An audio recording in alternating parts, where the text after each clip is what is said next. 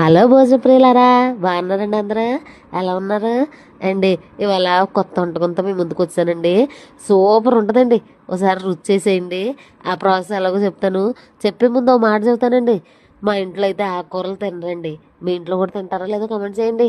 మా ఇంట్లో అసలు తినరండి. అదే కక్క ముక్క ఉండండి శుభ్రంగా లాగిచ్చేస్తారండి లోపల వేసుకుంటూ. అందుకే వెళ్ళి పని ఇలా ఉందని చెప్పి నేను ఏం చేశానంటే పాలకూరతో చికెన్ కర్రీ చేసి పెట్టేస్తే బాగుందన్నారండి. చూసారా ఎంత బాగుందండి, ముక్క మెత్తగుండి. ఇప్పుడు ఏం చేయాలి చూపించేస్తాను, వచ్చేసేయండి. ముందుకు బండి పెట్టేసుకొని దాంట్లో నూనె వేసేయండి. ఒక 4 స్పూన్లు నూనె వేసేసి ఏడెక్కాక ఉల్లిపాయలు పచ్చిమిరకాయలు దాంట్లో వేసేయండి. కొంచెం ఆగనియండి. ఆగనిచ్చారా? కొంచెం ఉల్లిపాయలు మగ్గేదాకా ఆగనిచ్చేసి దాంట్లో కొద్దిగా అల్లం పేస్ట్ అప్పటికప్పుడు ఫ్రెష్గా దంచానండి. బాగుంటుందండి అప్పటికప్పుడు దంచేసుకుంటే. అల్లం పేస్ట్ 1.5 స్పూన్ వేసానండి. చాలా బాగుందండి. ఇప్పుడు ఇది పచ్చివాసన పోయేలాగా వేయించుకోవాలండి. వేయించుకున్నారా?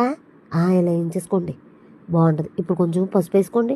ఒక 1/2 స్పూన్ పసుపు వేసేసుకొని అటు ఇటు తిప్పేసేయండి. తిప్పేసినారా? అట్లా ఇదిగో చూసారా? ఈ రంగులో వేయించుకున్నాక కడుగు పెట్టుకుని చికెన్ ముక్కలు వేసానండి. లెగ్ వేసానండి. నా బిడ్డకి లెగ్ పీస్ అంటే చాలా ప్రాణం అండి. అదే తినదండి అది. చూసారు కదా? ఇలా మగ్గిపోయిన తర్వాత కొంచెం రుచికి తేడా ఉప్పు వేసేయండి. వేసారా? షుగర్లు బీపీలు ఉంటాయి, కొద్ది తక్కువ వేసుకోండి. వేసుకున్నాక మళ్ళీ ఇంకో ప్యాన్లో నీళ్ళు వేసుకొని మరగనిచ్చుకొని కడిగి పెట్టుకుని పాలకూర వేస్తానండి. ఒక 2 నిమిషాలు అలా ఉడకబెట్టేసి తీసేయాలండి. చల్లారాక మిక్సీలో పేస్ట్ చేసుకోవాలి. అలా చూసారా? ఈ చికెన్లో ఈ పాలకూర ముద్ద ఉంటుంది కదా, పేస్ట్ ఇది వేసేసేయండి. వేసేసాక బాగా కలిపేసేయండి. కలిపేసి సిమ్లో పెట్టి మగ్గనిచ్చేయండి. అంటే అదేనండి, ఫోన్లో సిమ్ అనుకున్నారు కాదు, స్టవ్ సిమ్ అండి. మీడియం ఫ్లేమ్లో పెట్టుకోండి. సిమ్లో పెట్టేసుకొని యాగనిచ్చేయండి. బాగా యాగనిచ్చేసారా అండి? మంచిగా వస్తుందండి స్మెల్ కూడా. అబ్బా చూడండి, కొత్తలాడుతుందా ముక్క. ఇప్పుడు రుచి సరిపడా కారం వేసుకోండి. అంటే కారం ఎక్కువ తక్కువ ఎవరు తింటారో నాకు తెలియదు కదండి.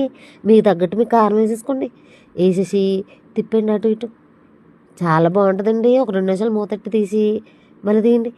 చూడండి, కూర రెడీ అయిపోయిందండి తినడానికి. ఇప్పుడు మనం దంచి పెట్టుకున్న గరం మసాలా, ఎండు కొబ్బరి పొడి 2 స్పూన్లు వేసుకొని కొంచెం కొత్తిమీర వేసుకొని మూత పెట్టుకొని తర్వాత ఓపెన్ చేసి చూడండి, చాలా బాగుంటుందండి. ఉడికిపోయిందండి, ఇంక స్టవ్ ఆఫ్ చేసేయండి. ముక్క చాలా బాగుందండి.